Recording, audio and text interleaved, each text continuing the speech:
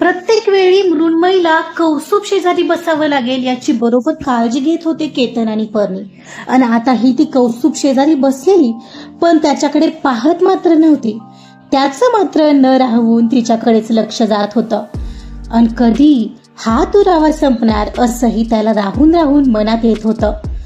आपण ऐकत आहात गुंतले आहात टूर फिरुनी या कथेचा पुढचा भाग सुरू करण्याआधी प्लीज माझ्या चॅनलला सबस्क्राईब करून घ्या आणि आधीचे पार्ट ऐकले असल्याची खात्री करून घ्या. चला सुरुवात करतेय गुंतले आहात टूर फिरुनी भाग 40. कौस्तुभ 7च्या दरम्यान मॉलमध्ये पोहोचला आणि त्याची बाईक पार्क करून तो फर्स्ट फ्लोअरला आला. आणि फर्स्ट फ्लोअरला येताच त्याने केतनला कॉल केला. हॅलो केतन भैया, मी वेस्ट एंड मॉलला जस्ट पोहोचलोय. कुठे आहात तुम्ही? अरे आम्ही लाईफस्टाईल मध्ये आहोत, तू ये वर. ओके आलोच म्हणत तो वर जायला निघाला. ते शॉप शोधून तो बरोबर आत आला आणि त्यात चौघांना शोधू लागला. खूप आत आल्यावर एका ठिकाणी केतन आणि पर्णी त्याला दिसले. हे केतन भैया, दुरूनच हाक मारत त्याने हात हलवला आणि त्यांच्याकडे आला. अरे आलास कौस्तुभ, बरं झालं. मला वाटलं आता ही टाळाटाळ करतोस की काय. अरे असं का करेन मी, पण इथं काय करताय तुम्ही, मी समजलो नाही. अहो असं काय करताय कौस्तुभ भाऊजी, मृण्मयीसाठी कपडे नव्हते का घ्यायचे? तेच तर घेतोय, पर्णी म्हणाली. हो ना, काय करायचं, तिचा नवराच तिच्या सोबत जायला अनुत्सुक आहे ना, मग म्हंटल चला आपणच जाऊ. केतन म्हणाला. अरे काय भैया, असं काही नाहीये. पण आहेत कुठे त्या दोघी? कृती सुद्धा दिसत नाहीये. अहो चेंजिंग रूम मध्ये आहेत त्या दोघी, त्या बघा आल्याच, पर्णी म्हणाली. कौस्तुभचं लक्षही लगेचच त्या दिशेने गेलं. नॉर्मली आताही ती साडी असेल या विचारात त्याने समोर पाहिलेलं आणि समोरचं दृश्य पाहून त्याचा मात्र भ्रमनिरास झाला. बहुतेक ती कृतीचा कुठला तरी लॉंग स्कर्ट आणि टॉप घालून आलेली. केसही पहिल्यांदा मोकळे सोडलेले दिसत होते. तिला पाहून त्याचा हार्टबीट स्किप झाल्याशिवाय राहिला नाही.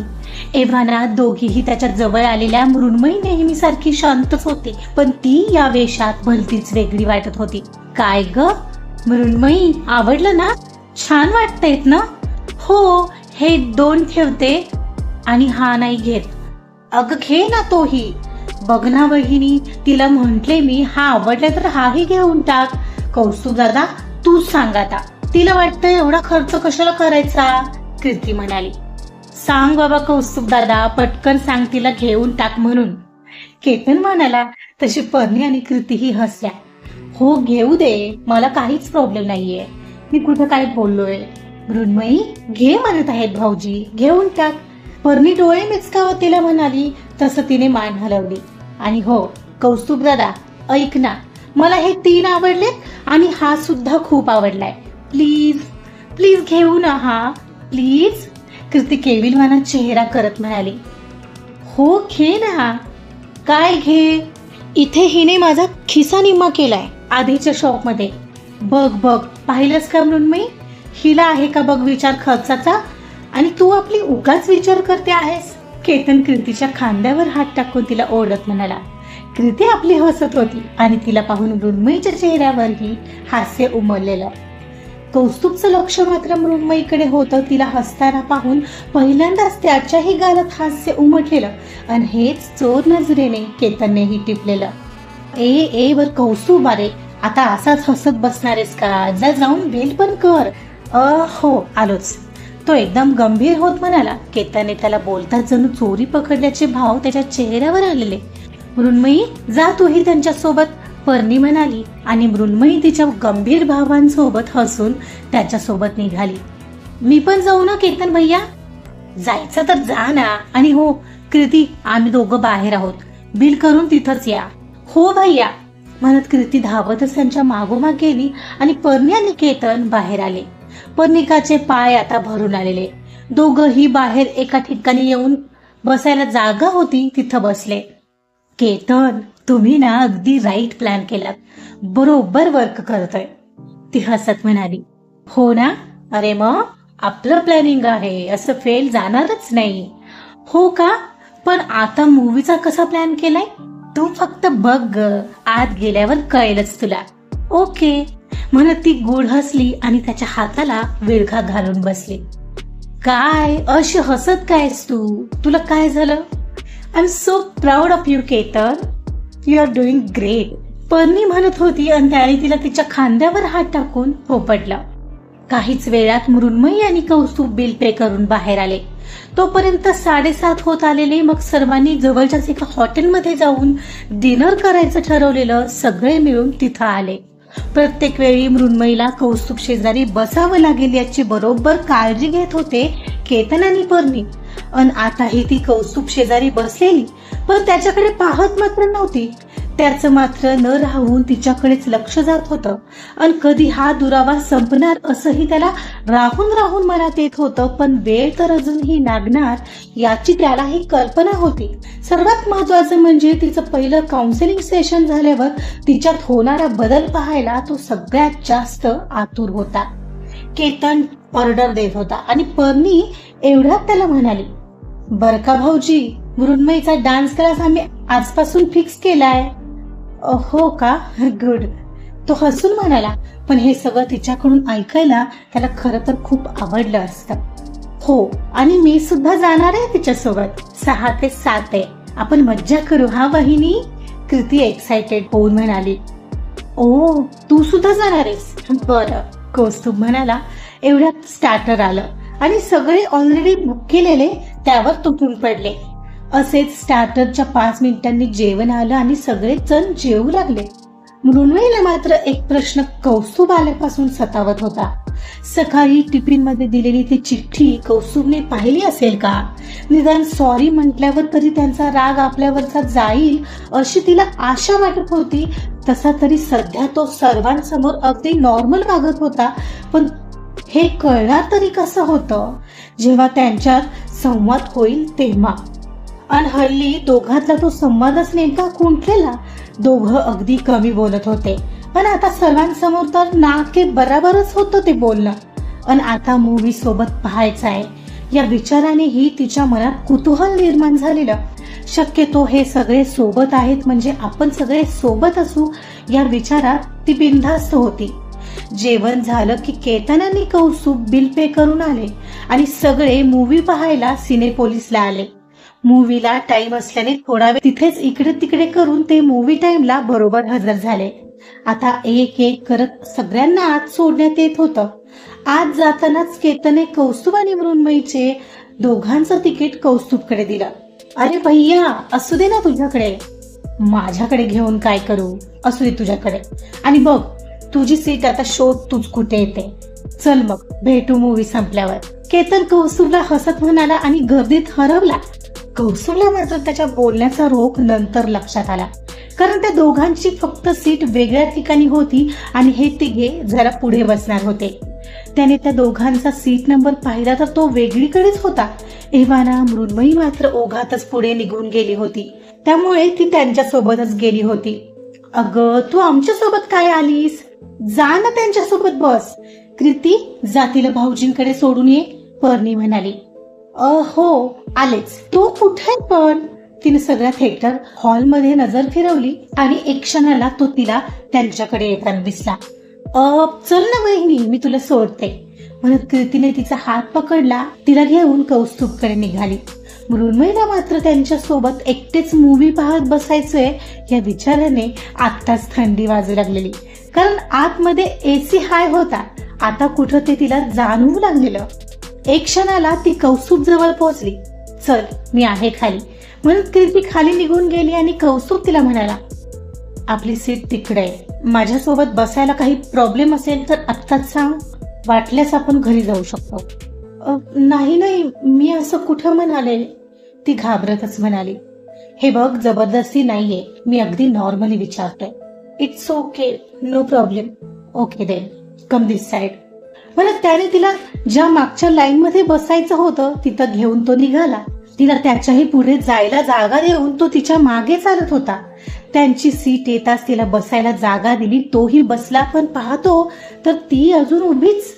काय झालं? बस ना. प्लीज तुम्ही या साईडला बसता का? तिने तिच्या बाजूला बसलेल्या त्या जेंट्सकडे पाहून म्हटलं आणि तिचा प्रॉब्लेम आता कुठे त्याच्या लक्षात आला. मग मात्र सीट चेंज करून तो बसला. केतन भाई आपली सीट जाणीवपूर्वक वेगळी घेतलीये हे कौस्तुभच्याही आता लक्षात आलेलं. पण तसं काही थोडेच त्या दोघात होणार होतं. त्या विचाराने त्याच्या गालात कडवट हास्य आलेलं. थोडा वेळ इकडे तिकडे बघून त्याचं लक्ष मृण्मयीवर आलं तर ती थंडीने कुडकुडत होती. आता ही थंडी कमी करण्यासाठी हातांची घडी घालून बसलेली थंडी कमी करण्याचा प्रयत्न करत हात चोळत होती. तुला थंडी वाजते का? तिने मान हलवली. तसं त्याने आत्ताही लगेचच तिला त्याचं जॅकेट काढून दिलं. हे घे घाल म्हणत त्याने जॅकेट तिच्याकडे न पाहताच पुढं केलं. ते जॅकेट तिने हळूच घेत घातलं. मागच्या वेळीही तर त्याने असंच तिला त्याचं जॅकेट दिलेलं, पण त्यावेळी ते घेताना तिच्या मनात हलचल झालेली आणि त्याचं हेच प्रेम दाखवणं आणि त्याचा अनुभव करणं तिला आता हवंहवंसं वाटत होतं, कारण तो कसलीही जबरदस्ती करत नव्हता. ती खुर्चीच्या साईडरवर हात ठेवून बसलेली आणि अचानक कसा कोण जाणे त्यावर चुकून कौस्तुभचा हात तिच्या हातावर आला. तसा त्यानेच तो पटकन एखादी पाल पडल्यासारखा बाजूला घेतला. सॉरी म्हणत त्याने हात बाजूला घेत हाताची घडी घातली आणि पुढे पाहू लागला. इट्स ओके ती म्हणाली, जे बहुतेक त्याच्यापर्यंत पोहोचलंही नसावं. त्याचं असं वेगळं रिॲक्ट होणं तिला आता थोडं लागलं. तिला ओघानेच त्यांचं विमानात बसल्यावर तिला भीती वाटते म्हणून त्याचं हात पकडणं आठवलं आणि तिची स्वतःची त्यावरची रिॲक्शनही आठवली आणि तिलाच लज्जित झाल्यासारखं वाटलं. आज तिच्यामुळेच तो असा रिॲक्ट होत होता हे न सांगताही तिच्या लक्षात येत होतं. तिचं पुन्हा त्याच्याकडे लक्ष गेलं तर तो आता समोर पाहत होता. अगदी त्याचा टच तिला होणार नाही याची काळजी घेऊन मगच बसला होता तो. एव्हाना मूव्ही ही सुरू झालेली. सुरुवातीला मूव्हीतील कॅरेक्टर्सची ओळख होऊ लागली आणि कथा पुढे सरकत नायक नायिकेमधले प्रसंग एक एक करत घडू लागले. मग त्यांचं एकमेकांवर प्रेम करणं, एकमेकांच्या जवळ येणं हे क्षण प्रसंगानुसार येतच होते. त्यात एक क्षणाला अचानक नायक नायिकेतला किसिंग सीन सुरू झाला आणि मग मात्र तिला अगदीच ऑकवर्ड वाटू लागलं. हृदय वेगाने धावू लागलेलं. तिने पटकन तो सीन पाहताना खाली नजर केली. तिला ते पाहणंच अशक्य होतं, पण समोर बसलेलं एक कपल एकाएकी तिथेच किस करणं सुरू झालं आणि ती मात्र आणखीनच कॉन्शियस झाली. तिची नजर कौस्तुभकडे गेली तर कदाचित आता त्याच्या नजरेतही ते दृश्य आलेलं आणि तिची नजर त्याच्यावर येताच त्याचीही नजर तिच्यावर गेली. तसं दोघांनी आपली नजर समोर बदललेल्या मूव्हीच्या दृश्यावर वळवली. त्या क्षणाला कसली हलचल झालेली कौस्तुभच्या आणि तिच्याही हृदयात, कारण कित्येक दिवसांनी त्याच्याशी तिची अशी नजरानजर झालेली, तेही चुकीच्या वेळी. समोर सुरू असलेलं स्क्रीनवर फक्त डोळे होते, पण दोघांच्याही मनाची धडधड प्रचंड वाढलेली. तिलाही नॉर्मल व्हायला बराच वेळ लागलेला. तेव्हा समोर सुरू असलेला मूव्हीतला सीन तिला समजू लागला. खरं तर तिनं हे असे सीन्स याआधी कधी पाहिलेच नव्हते. ना सीन ना असे मूव्ही. घरात केवळ मराठी मूव्हीनी बातम्याच पाहिल्या जायच्या आणि असे सीन्स लागले की सर्रास चॅनल बदललं जायचं. आता मात्र तो सीन तो कौस्तुभ सोबत पाहिलेला पडद्यावर आणि प्रत्यक्षातही, आणि तिचा श्वास मात्र घशाशी आलेला. तिला त्या दिवशीचं कौस्तुभचं तिच्यासोबतचं वागणंही आठवत होतं. तिला आता असं वाटत होतं नवरा बायको आणि गर्लफ्रेंड बॉयफ्रेंड मध्ये हे सीन्स नॉर्मल असत असतील कदाचित, पण तिच्यासाठी हे नॉर्मल कधीच नव्हते. मग आता ही सगळे असेच अपेक्षा करत असतील, अगदी कौस्तुभ सुद्धा. म्हणजे बहुतेक त्यांचीही यात चूक नाहीच आहे. पण आता कुठं नात्यात पुढाकार घेऊ लागलेला तिला तिथपर्यंत पोहोचायला वेळ लागणार होता. तसा प्रयत्न ती करू लागली होती, यातच खूप होतं. पण आता कौस्तुभ समजून घेतील का? आणि एकाएकी तिला सकाळी त्याच्या ऑफिसमध्ये त्याच्यासोबत असलेली ती मुलगी आठवली. ती कोण आहे हेच तिला माहिती नव्हतं. कौस्तुभना ती आवडत असेल काय असंच तिच्या मनात येऊ लागलेलं. आणि माझ्याकडून त्यांना हवं ते मिळालं नाही तर ते दुसऱ्या कोणाकडून तरी मिळवतील ही भीती आता तिचं मन पोखरू लागली होती. मूवी संपला तसे सगळेच बाहेर येऊन भेटले. मग कसा होता मूवी कौस्तुभ? आवडला? केतन बळेच विचारत होता. ठीक होता. बरं आता निघूया ना? हे बोलतानाही कौस्तुभच्या गालात स्मित होतं. हो बरं एक काम करा, तुम्ही या तुमच्या बाईकवर, आम्ही जातो पुढे. हो मृण्मयी, तू ये भाऊजींबरोबर. ठीक आहे ना? पर्णीही म्हणाली आणि ते दोघंही त्यांनी सोबत राहावं म्हणून हे सगळं करत आहेत हे मृण्मयीला कळू लागलेलं. तिनं त्यावर फक्त मान हलवली. ते सगळे लगेच निघून गेले आणि कौस्तुभ तिला म्हणाला, चल निघायचं. अहो, मगाच्या त्या सीनमुळे त्याच्या डोळ्यात पाहायला सुद्धा घाबरत ती नजर चोरून म्हणाली, त्यालाही ते जाणवलेलं. ती मुकाट्याने त्याच्यासोबत पार्किंग मध्ये जायला निघाली होती, पण खरा प्रश्न तर पुढे होता. ती कधीच कोणाच्या बाईकवर बसली नव्हती. तिला तेच टेन्शन आलेलं. आजचा भाग इथं संपलेला आहे. बघूया मृण्मयी आता त्याच्या बाईकवर कशी बसते आणि त्यामुळे तर दोघात काही वाद नाही ना होणार. ऐकत रहा गुंतनिया आतून फिरूनी. कथा आवडत असेल तर प्लीज लाईक करा, सबस्क्राईब करा आणि शेअर सुद्धा करा. Thank you so much.